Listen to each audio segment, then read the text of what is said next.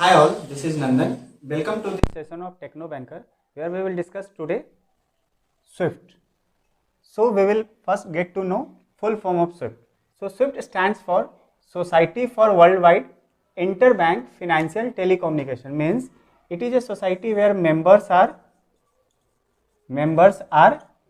banks or financial institutions, FIs, for worldwide global appearance, means it is widely accepted all over the world.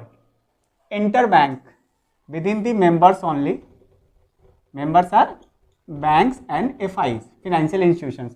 And telecommunication means the mode of communication, mode of interaction, mode of sending message is on technical platform. So it is technical platform, so it is telecommunication. Now this is found in 1973 and the headquarter is Belgium. Features, it has two major features. The one is encryption, data privacy. Encryption means data privacy, and the second one is real-time transmission. Real-time transmission means the moment you send a SWIFT to a sender to a receiver, receiver will receive at the same time. Now the structure of SWIFT message. So the structure of SWIFT message consists of 5 blocks. Out of 5 blocks, 3 are headers, 1 is message body and 1 is trailer. So it is very important for interview part also.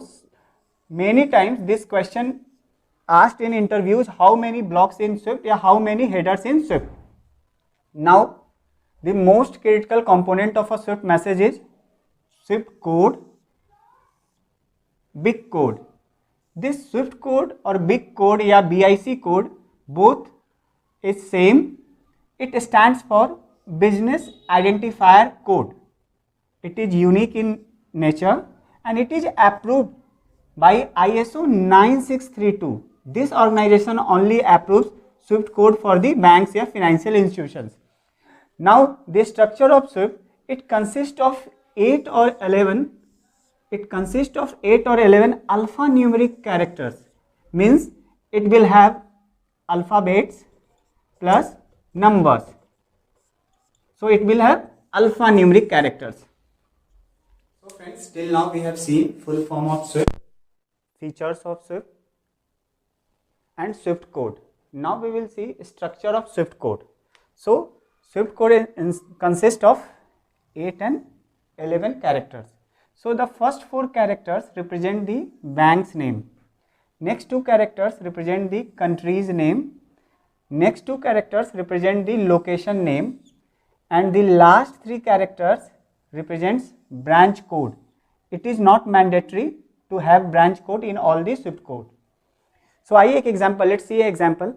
Here a SWIFT code is given as SBIN-INBB156. So with this structure, the first 4 digits is SBIN. It means State Bank of India. State Bank of India. This State Bank of India, the next 2 character is IN, means India. India. So this SBI India is in India.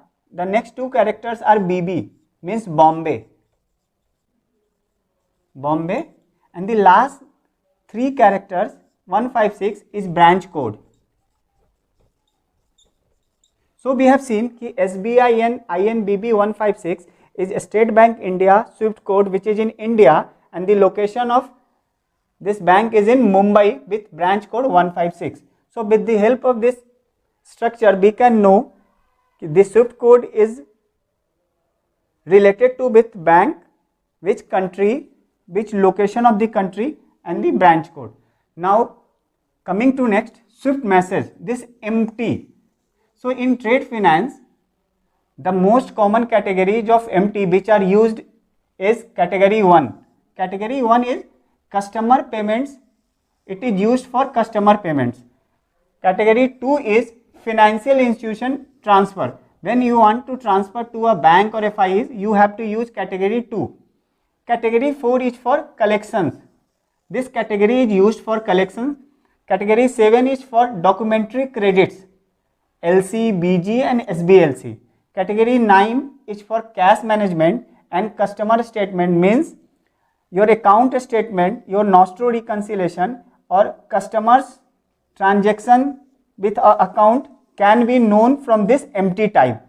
So this is related to a customer statement and customer management or cash management.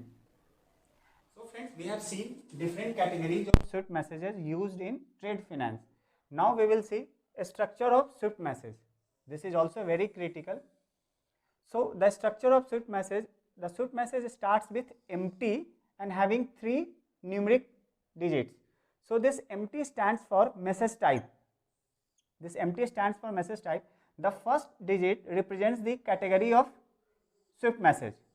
The second represents the group of SWIFT message and the last represents the specific message type or notification. So as we already seen, category 1 is customer initiate payment. We have taken an example of MT103. With this concept we will check what it stands. So this MT stands for message type. Message type. One is category 1. Category 1 means customer payment. Customer payment. 0 is banks or FIs transfer, means banks or financial institutions are involved, and this 3 is for notification purpose. So this MT103 is a customer initiated payment from a bank or financial institution, and this MT type is for notification message. So we have seen a structure of SWIFT message. So for today this is all about basic concepts of SWIFT. We have seen the full form of SWIFT, we have seen the history of the SWIFT, SWIFT code, features, structure of SWIFT code, structure of messages and different categories of SWIFT messages. In coming classes, we will go in details for each and every categories. So if you like this video, please subscribe. For notification, please press the icon button. Till then, bye bye, take care, stay safe.